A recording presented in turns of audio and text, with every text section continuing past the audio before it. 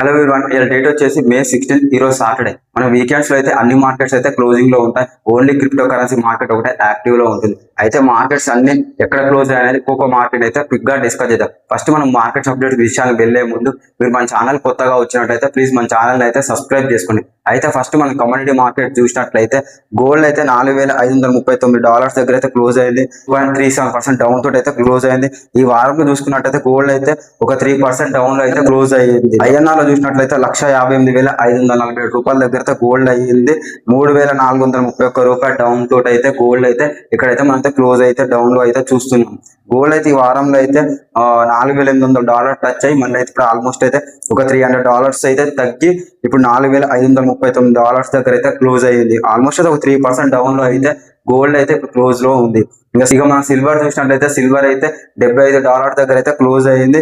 Almost అయితే ఇక్కడ ఒక 10% డౌన్ లో అయితే క్లోజ్ అయింది. సిల్వర్ చూసుకున్నట్లయితే మనం $72 నుంచి సడన్ గా అయితే $80 కి ఒక $10 వరకు అయితే సడన్ సర్ప్రైజ్ అయితే అయ్యాం. అలానే మళ్ళీ సిల్వర్ ఎలా పెరిగిందో అలా అయితే ఇప్పుడు సిల్వర్ అయితే మళ్ళీ డౌన్ లో అయితే క్లోజ్ అయింది. ఈ వారంలో చూసుకున్నట్లయితే ఆల్మోస్ట్ అయితే ఒక 5% డౌన్ లో అయితే సిల్వర్ అయితే డౌన్ అయితే అయింది.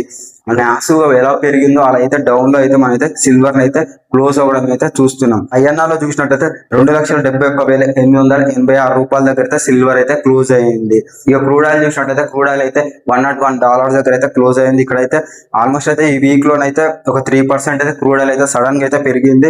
1% డౌన్ లో అయితే ఇప్పుడైతే క్రూడ్ ఆయిల్ అయితే క్లోజ్ అయింది. ఐఎన్ఆర్ లో చూసినట్లయితే $9,685 దగ్గర అయితే క్రూడ్ ఆయిల్ అయితే క్లోజ్ అయింది. ఈ వారంలో చూసుకున్నట్లయితే సడన్ సర్ప్రైజ్ మాత్రం సిల్వర్ అని చెప్పుకోవచ్చు. ఎందుకంటే $72 నుంచి సిల్వర్ అయితే $80 అయితే సడన్ గా మ్యాసివ్ గా అయితే ఒక 12% జంప్ అయితే మనం చూసాం.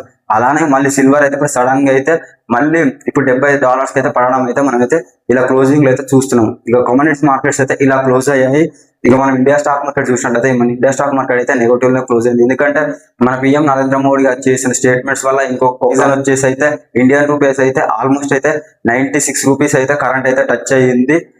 తో పోల్చుకుంటే అయితే ఐఎన్ఆర్ రూపీ అయితే ఇంకా వాల్యూ అయితే కింద పడడం అయితే మనం చూస్తున్నాం. ఈ 2 రీజన్స్ వల్ల అయితే స్టాక్ మార్కెట్ అయితే కింద పడడం అయితే మనం అయితే చూస్తున్నాం. అయితే ఇప్పుడు ఎక్కడ క్లోజ్ అయింది అని అయితే చూద్దాం. సెన్సెక్స్ అయితే $75,237 దగ్గర అయితే క్లోజ్ అయింది. ఇక్కడైతే 0.21% డౌన్ లో అయితే సెన్సెక్స్ అయితే క్లోజ్ అయింది.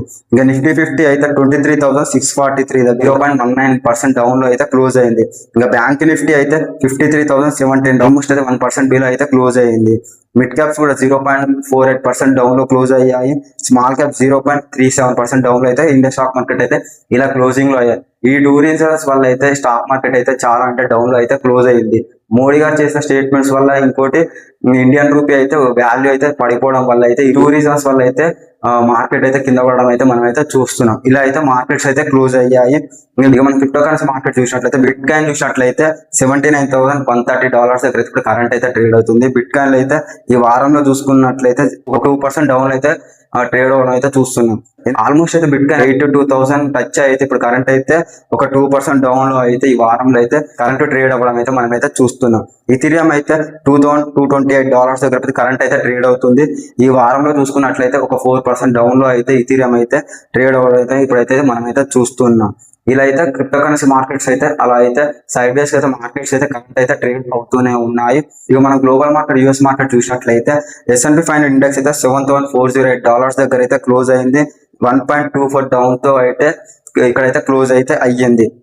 ఈ వారంలో చూసుకున్నట్లయితే 0.27% ప్రాఫిట్ తోటి అయితే S&P 500 అయితే క్లోజ్ అయింది.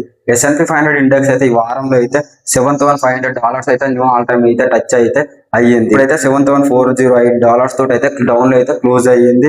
ఇక నాస్డాక్ 100 ఇండెక్స్ చూసినట్లయితే $29,125 దగ్గర క్లోజ్ అయింది.